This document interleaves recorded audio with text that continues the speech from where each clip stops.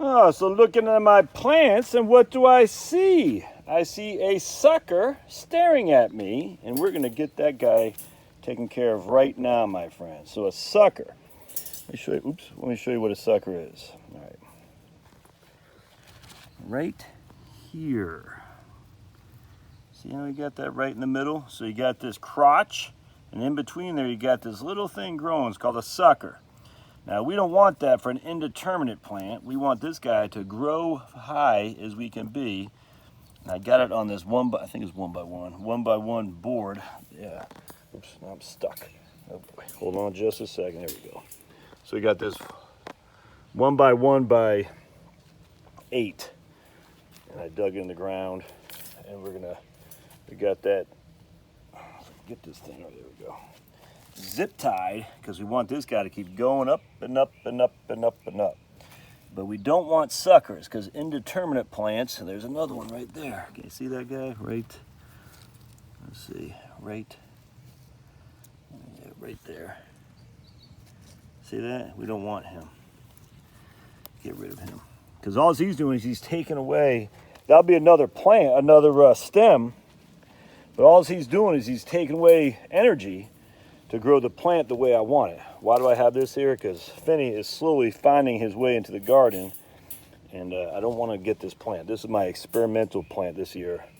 It's called a Sweet 100 cherry tomato. And after going to my gardening master class, or gardening boot camp, I should say, my Mittlighter gardening boot camp, I saw this guy, he'd grow some serious sweet cherry tomatoes, and they're going all up this trellis, and I can't wait. I can't wait to pick them. So that guy's booming. I mean, that guy's booming, dude. He's growing. He was about the size of this guy 2 weeks ago.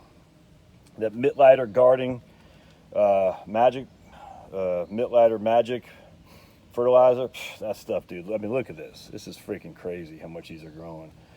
Nuts. Now I did get these at Costco. They're cheap, $9.99.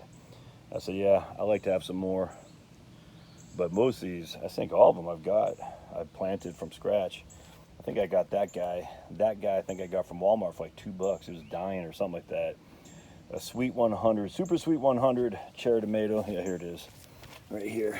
Super Sweet 100 cherry tomato.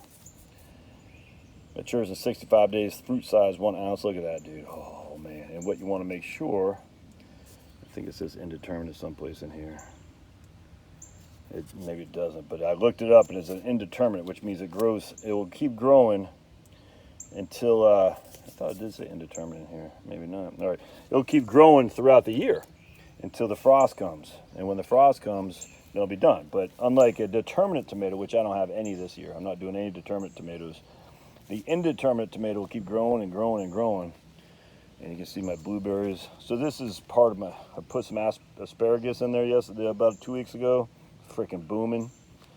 I got my little ties. Maybe that's a 1x1. Is that 2x2? Oh, what is that? I thought it was 1x1. This is a 1x1. I guess that is a 2x2. All right. No, it's not 2x2. A 2x1. Yeah, I mean, it was 1x2. Okay, there you go. And you got some lettuce growing here, which I will just take a gander on. That's what's underneath. No. Oh, yeah. How rude. How rude to you to eat while watching the videos. Got this trellis on. Got some more super sweets, I think.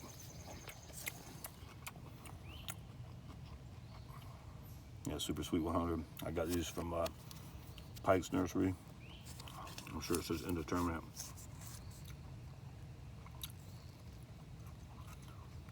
Indeterminate right there. Produces fruit throughout summer. Staking recommended. So we're going to stake this guy. Once he starts growing, I'm to here with just some zip ties. My tomatoes are booming. My potatoes. Remember, the crazy thing about potatoes is what I really should do, and I'm not gonna though, but I should really just put all kinds of soil all around this guy. I've already put some soil around it before as it boomed. I mean, you can see it's already 3 inches off from where it was before. The more you put around, the more plants, the more potatoes you get. I'm not going to do that this year. I'm not going to, I just don't have enough space. So all these guys I grew from just slips. Potatoes in a bucket. Potatoes in a bucket. These guys are hurting. Let's go ahead and prune this guy right here. He's hurting a little bit. We'll eat him anyway. That's good. And hurt a little bit. Yellow usually needs some nitrogen, but I just gave him as a weekly feed. I'm not gonna give him any nitrogen yet. It usually means he needs some nitrogen, but I will wait. Yeah, I'm not sure why he's. Let's take some of these leaves out. I'm not sure why he's yellowing. Shouldn't be like that. And these guys are nice and green. Hello, Blueberry. I'll be seeing you later. And I got some onions. They're just I planted. I think I saw my first. Yeah, maybe not. So these are just onion seeds. I've never had any success with onions. They get too small, so I'm trying a different strategy this year. Just transplant some kale, transplant some peppers, transplant more kale. I took a couple stems off one of the tomato plants. We're gonna see if we can't get that sucker to grow. If not, I got some other stems that will be that are in, or branches I should say, that are in water now. So once they root, we'll replace that guy. If it doesn't take in, we shall see. Transplants are always a challenge. Oh man, don't you just love freaking summer and spring? I love it, man. I hope we get more global warming so I can move back to the north, because I could be out here all day long. This is my happy place for sure. So I'm gonna repurpose this. I'll put some lettuce in here, kind of like lettuce right there. Actually, I might even get another piece. How dare you eat while you're doing a video? We don't want to hear you crunching. No, I do, because it tastes good. And I love peas. String peas. Snap peas. I love them. I just threw a bunch in there. These are called Lincoln peas. I find them like crazy. I can't wait. Oh, man, asparagus is a perennial. Did you know that? I did not know that till this year. My wife, I don't like asparagus, but she says it's a perennial. Not she, but they say it's a perennial, which is good. Now look at this tomato plant in partial shade. That guy is booming. Booming, I tell you. Look at him, partial shave. There's one of his brother right next to him. Booming. I water him. That's pretty much it. I'm not doing anything with it. I just want to see what happens. Keep him partial. I mean, I water him, but not even weed him. I probably ought to. Let's go ahead and weed some of these guys out. Yeah, you little rat things trying to take over my potatoes. Nope. See ya, weeds. We don't need ya. Look at that guy. Getting no shade off, but look at those freaking roots, man. Yay for potatoes. That's the Irish Maine in me saying, I love my potatoes. My man LDS Prepper, David Gilmore, I think he's just on a nothing but tomato diet, which is interesting to me. Oh, look at some flowers in there. All right, cool. Anyway, so we don't have, the thing about mitt-ladder gardening, you don't even have to weed that much. You know why? Because once your plants have the nutrients they need, they're able to fight off, you got weed, but they're able to fight off germs. They're able to fight off bugs.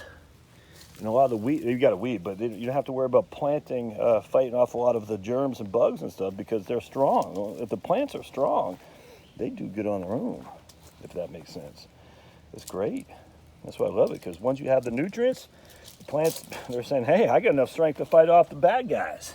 Still got weed. I don't mean to say you don't have to weed, you do, but it's not nearly as much. All right, here's more potatoes in a can or in a bucket. Carrots. Have to trim those back a little bit. More carrots, more carrots, more carrots. So I'm trying to plant them in cycles this year to make sure that they continue on. I guess that's it. So I'm gonna put some lettuce in here. Not sure what I'm gonna put in here. It's a big old thing that had to drill some holes in the back and the bottom. I'm gonna wait for a transplant that gets real good. I'll put that sucker in there. Not sure what. That's gonna be something big. That might be a big. I'm not sure, man. We'll have to figure that out. All right. Anyway, so there you go. There's your sucker lesson. A lesson in how to prune suckers. Trust me, man. I just learned this. I mean, look, I watch videos on all this all the time, but until you actually see it in person, at least for me, it's harder. I could need some weeds over there I should have got, but until you actually see someone doing it in person, it's hard to figure out what a sucker is unless someone actually shows you specifically. Hopefully I was able to do that. All right, we'll see you.